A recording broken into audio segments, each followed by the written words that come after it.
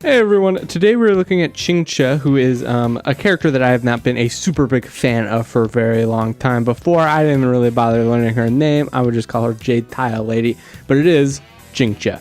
Now, I wasn't a big fan of her because I just thought she was kind of pointless. I didn't. She's a damage dealer, and I didn't think she dealt a lot of damage. I thought her little gimmick was kind of dumb. I just didn't think she really had a place in the game, but that has now changed with the release of Fushuan and Lynx. Now you can have a mono quantum team. Finally, we weren't able to have one before, but now with Silver Wolf and her ability to, of course, change the enemy's weaknesses, we can now run a mono quantum team, which is, I would say, not really debatably the best team in the game, due to the point where you could use it in any fight, making it just so useful.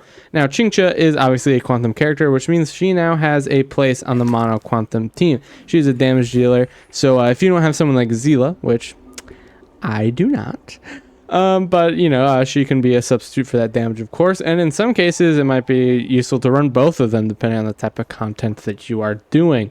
Then we're going to go over her kit and everything like that, and then we're going to be running her on some teams so we could see just how good she is. Now, Qingque here is, of course, a quantum type character.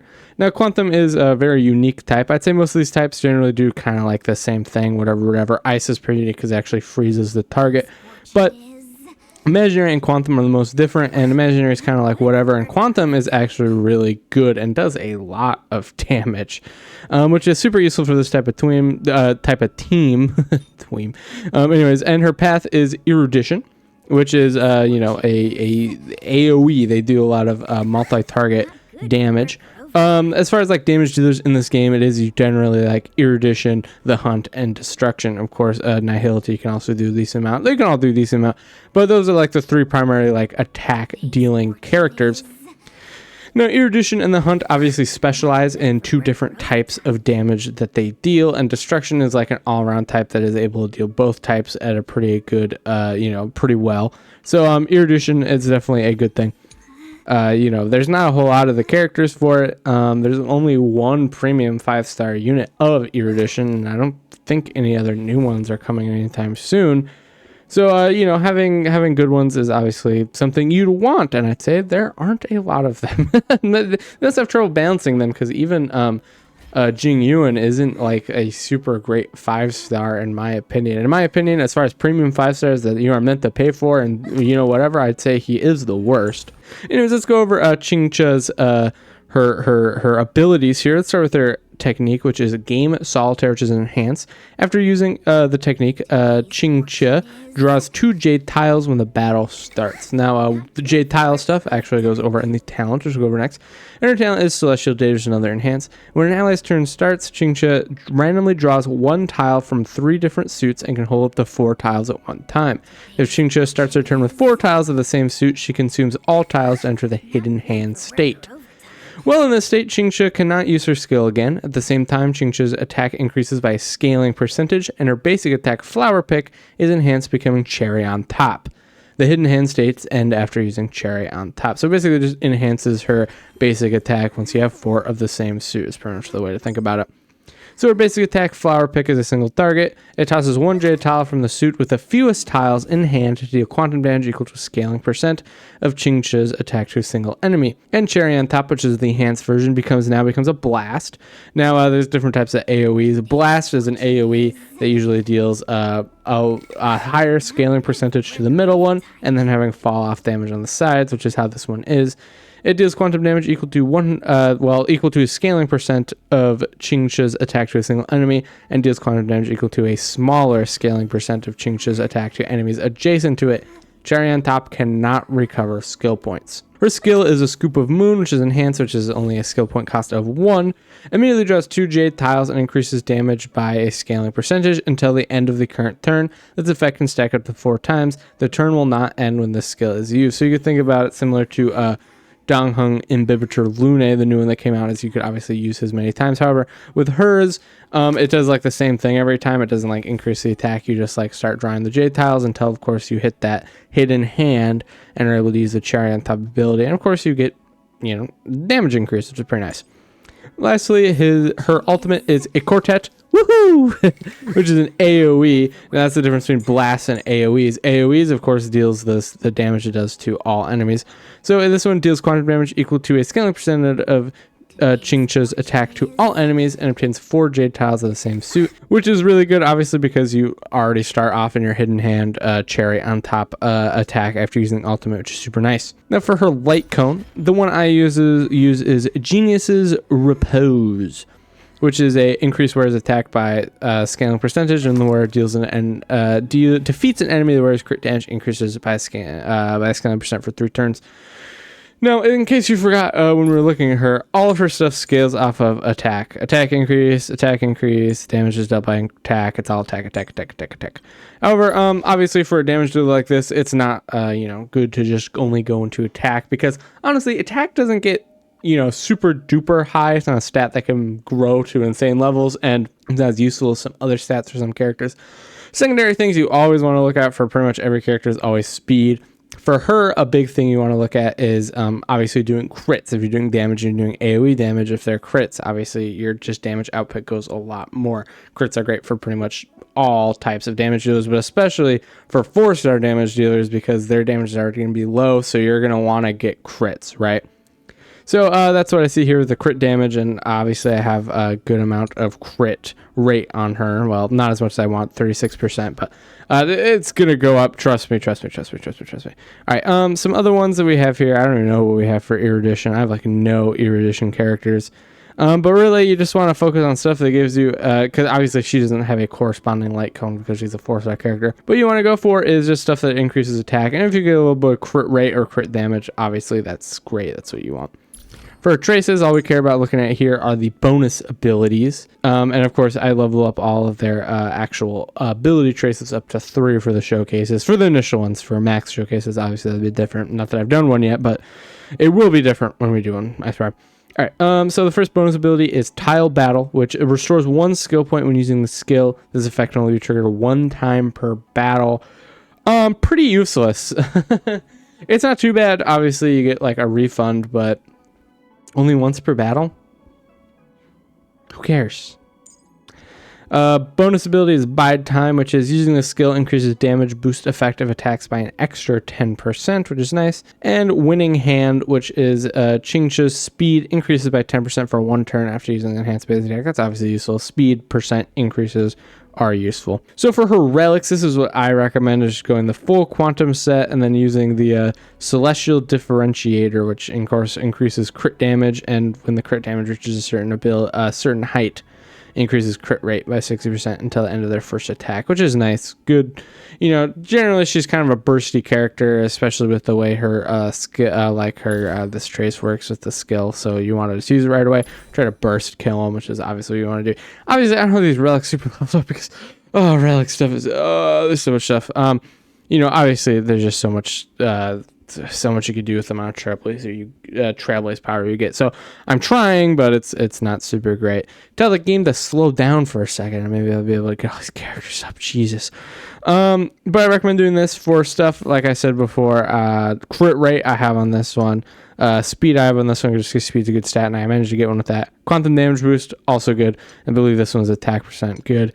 And then this one has attack percent scaling, crit rate, speed, pretty much all the stuff I really want her to have, I have there. A little bit of break effect as well. So once that gets leveled up, that'll be really good. But that's the kind of stuff you want to look for, obviously, right? Is you want attack percentage. Quantum damage boosts are also good because she's a quantum character and she already is going to get some quantum damage boosts in general. You want a lot of this stuff. And for a lot of your quantum characters, quantum damage dealers, you are going to want to get this 4-piece, I would say, for Zila as well. I'm not sure how people build Zila. I don't have her. I would be more knowledgeable if I had her and would look like what other people are doing and compared to what I do. But I'm pretty sure for pretty much every quantum damage dealer now, you're going to want to get the 4-piece for this because, of course, when it deals damage to target, it ignores 10% of defense. But if they have quantum weakness, which now you can just implant on everyone guaranteed amount of quantum teams, it additionally ignores an extra 10% defense. So I feel like just every damage dealer is going to want to take advantage of that. All right, for her dupes. Now, for some reason, I do not have a lot of her. I'm not sure why. I have pretty much every 4-star. I have at least 3 or 4 of them. Well, actually, you? No, I have you maxed. You maxed. You? Wow, that's crazy. That actually surprised me that I have none on Qingque. That's wild to me. Okay. Never mind then, to forget what I said.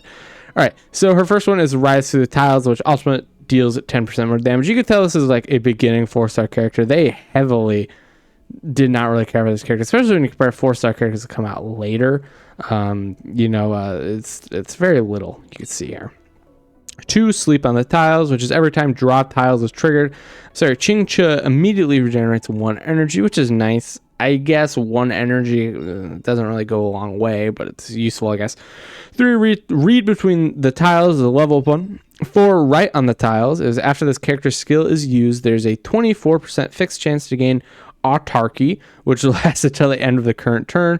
With autarky, using basic attack or enhanced basic attack immediately launches 1 follow-up attack on the same target, dealing quantum damage equal to 100% of the previous basic attack or enhanced basic attack's damage. So you get a follow-up attack. So this is one of the few ones where actually unlocking stuff on their dupe system gives them like an ability like that to be able to do a follow-up attack, which is interesting.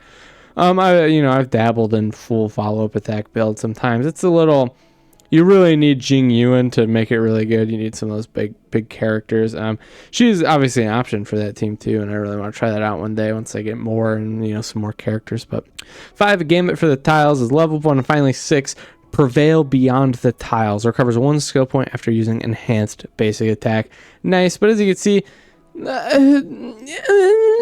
that great. You don't get a lot of the dupe system. That said, 4 is like a must-have, right? 4 increases the damage by a lot. Obviously, there's only percent chance to get follow-up attack, which I actually really dislike percent follow-up attack, personally. So I'm not super happy about that, but it is very useful. If you were chasing dupes for her for whatever reason, I would say 4 is her best one. All right, let's take a look at the teams we're going to be running in some content to get a look at her. This first one is, of course, let's see how much we could buff her and see what her damage could be at, the best of the best. So, of course, we have Qingque, Pella, and Asa on there to buff her up or debuff the enemy. So we're going to look at some damage stats and some different things like that and play around with her. And then we'll, of course, be running the full Mono Quantum team and seeing how well she does on that. Obviously, her best team that she could be on in the entire game finally gives her purpose, allows her to actually be a real character. Good job. And then finally, the last one is what I call the budget teams, which is, of course, running, is this the only, one of the only characters you have? Let's play with them only with other 4 stars and free-to-play characters, because who knows, maybe it's the only type of character you have that's good. Good. All right, so the first one, we're going up against Memory Stage 15 in the Forgotten Hall. Now, this one is, of course, against a really strong enemy. One of the strongest enemies in the game for a long time. And, of course, the goal isn't to kill them or to die. The goal is to see just how good she is. So, no one has, anything crazy. So, we'll just pull her thing up and we'll put the rest into her. Who cares? All right. We'll start an attack with her because the enemies are actually weak to her. Now what we're going to want to do is look at her damage, regular, and then look at it kind of like buffed up, look at whatever. So we're not going to worry about doing any stuff here. I want to see how she does. No support right away. All right, so we got this one. We'll target, generally you wouldn't want to do this, but we'll target this one to see how the total damage would be against a weak enemy, be a weakness breaking them. See how she does. No support, just her. Total damage 4,566 is kind of bad for a damage dealer. That is her primary thing. Qingque's gonna die. All right. I don't want to have to bring a healer because whatever, but maybe we're gonna have to go to weaker enemies. I'm not sure. All right, let's look at some support up here. Let's throw some support on here. This should get you fully built up for your thing, right? Yes. All right. Let's use this just to make sure that it's gonna go. Oh no. All right. Oh, she died from Qingque's a huge part of the dam. We gotta restart. No. All right, back in it. We're gonna look at her all buffed up now. Hopefully, okay. Let's get there. Let's get our buffs up, guys. Let's see how much damage she's able to do here. So you're impair, right? But do I want you to impair? I feel like I just want you to what does your impair do? I feel like I just want your ultimate, not really your skill. Yeah, all you really do is do that. I need your ultimate. Okay. See what this does. Get the thing. All right, we got the thing, so we're not gonna worry about doing the ultimate. We're going to do this for Pella here, just to get her ultimate, so we could lower everyone's stuff or other stuff. Okay, so this should be a pretty good turn for her. We're gonna do this again. Now we're gonna see how much damage we do. I'm doing the same target, right? I could do in the middle, but obviously the damage will increase because I'll be dealing damage against more targets in general. But I'm just curious to see how much damage she does in the same exact scenario, but now she's got all the buffs up. Before it was really little.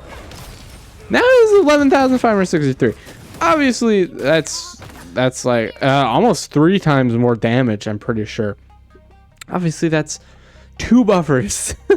2 buffers, and of course 1 debuffer adding on there, which is something. All right, it is something. Now let's look at how much damage she could do. Regular basic attacks. We're not going to try to get her stuff. Actually, I forgot what I just said. Instead of doing that, I want to see how much we could do if we start using her skill a little bit more, because obviously she gets huge, you know, she gets pretty big attack increases. It's still pretty buffed up, 9,000. Obviously, we're not going against a weakness broken enemy there. This won't upgrade her thing really a lot, will it? 3? No, it does. Okay. We get another thing. Let's just try to move on, see if we get to Jeopard, start doing some more damage. We'll do that. She loses the tile. Right. I understand she works. Alright. This is not up. Let's throw this up quick. Let's do this too, see if we can get everyone to turn up faster. No. Okay. Oh gosh, please don't. Damn it. That's the problem with running this team, is it's really weak, but you know, that's not the point, isn't to win, right? Let's see how much damage she can do. Alright, no more buffs. Let's see how much she does. Well, let's be honest, she has Silverwolf on her team usually, right? Silverwolf is a good debuffer. So let's see. This might be a little more accurate because on her main team there aren't really very many buffs. So let's enhance. We want to enhance. We're going to use this now. We get the damage increase, right, when we do that. So it's good for us. Let's see how much her ultimate does. 11,680, which is roughly how much she was doing when she was super buffed, all that.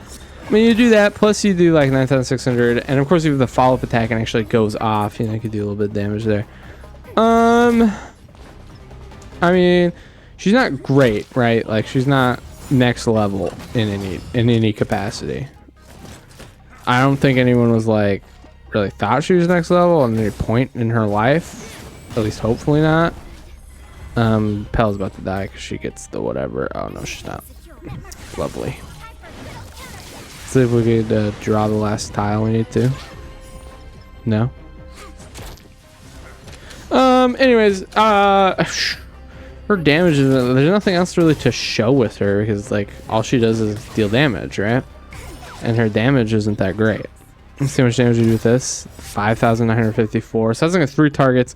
Obviously no buffs. All her stuff up. The thing is, like, even like in a wanked setup, right? You know, we have three buffers. No, 2 buffers, 1 debuffer. We got their ultimate down. It's like she's not dealing a lot of damage, right? And just, you know, part of her is luck based, and you know she could be a big skill point hog, which is you don't want skill point hog, especially when they're not going to perform. You know, you have like Bibiture Lune, Don Hung, who's a skill point hog, but he performs. He's still annoying the skill point hog, but he performs. Although, to be fair with her, it could vary. Sometimes you'll need 1, sometimes you'll need 5. Sometimes you'll technically need 7, and you won't be able to get that many, right? I'm not super happy with her. Obviously, this is not like the greatest setup ever, but as far as like being a damage dealer, even on the mono quantum team, we're gonna die here. That's fine though. Being a damage dealer, even on the mono quantum team, it's like she doesn't like do enough. She doesn't do enough, in my opinion. Obviously, she's not. Her relics aren't maxed out. Whatever. Even ignoring, like, let's say she did, you know, still do more damage, because she will. When I level her up, she'll have higher crit rate. She'll have higher crit damage, and then not level up her relics. You know, but sorry, relic stuff and experience is so hard to come by nowadays. But just can't say that she's like, I just can't say that she's like fantastic. I can't, she's not fantastic. She's a 4-star unit and she's not fantastic. Believe it or not. Looking at her, what she is a basic 4-star unit or whatever. She's not like the worst thing ever. I've played with plenty worse 4-star units. I've played with better 4-star units. All of the other 4-star units I used on this team are better than her. I would say generally. So it's, she's not even mono quantum team. Obviously in this, it doesn't look that great. But imagine she's doing that against an enemy that's always weak to her. The only thing is, obviously, Silver Wolf is like, to not make her have to use her skill every single time, and also to think about like, percent chance for it to actually hit. You generally really want to have like the main target with the weakness break. So it's like her being an AoE character like that doesn't matter as much. So even more, it's like she's the worst option on the mono quantum team. That said, her stonks do go up for the mono quantum team existing, but I don't know. I use every other character on that team. The other 4-stars. The thing with 4-stars is they're never going to deal more damage than 5-stars, pretty much. The thing with 4-stars, they're never going to tank better. They're never going to whatever. So really, they need to, bring good utility to the team or bring something interesting, which is why the best 4-stars are, the buffers, debuffers, stuff like that. But then when you get weird ones, they're supposed to deal damage, but even like do weird stuff like Yukong, who's one of my more least favorite 4-stars, is she has a place, she has uses. She's a very selective character, but the way her buffing works and how she's supposed to deal damage, I feel like that just makes her worse. If they made her buff better rather than her damage, I'd be a lot more happy with her. Anyways, I'm gonna be running the other two off camera here, and I'll be giving you a voiceover for those, so stick around for that. All right, so here's the balanced team, quote unquote. Also the what I would consider to be Qingque's best team by far. So this is in the Xianzhao Luofu memory stage. Now this is one of the harder fights. I actually still not 3-star this fight. It is definitely a really difficult one. I wasn't trying to 3-star on this one, so we don't, by the way. But it's a very interesting fight because it is against like what is a primary single target. They have 2 phases. It's definitely like a good fight for the mono quantum team, where I thought they would be able to do their best. And you could argue that maybe they could, the enemy is already weak to quantum, so like the point that they're mono quantum and the special thing that mono quantum has for them isn't really applicable here. Now this first thing is up against those little like pedal things, and that was where I was initially incredibly disappointed by Qingque's abilities here, is that she was doing negative damage to those things. I couldn't do anything until Fu Xuan decided that, it was time to freaking use ultimate. Literally, this fight took so long. So long.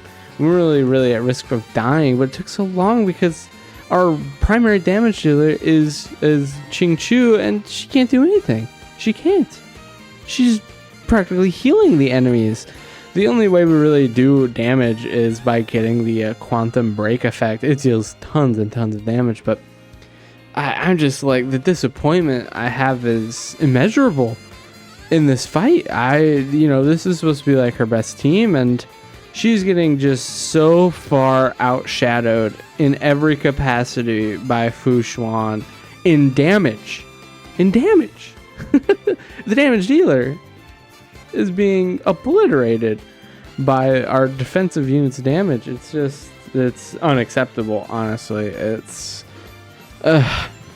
made this fight take forever. There was one misplay that I had that made this fight take even longer, which is those fruits. I decided to start targeting them. Not the right move, by the way, if you're doing this fight. Oh, I was wondering what the survival response. I was confused on which one was the buff, her buff or survival response. I'd check that.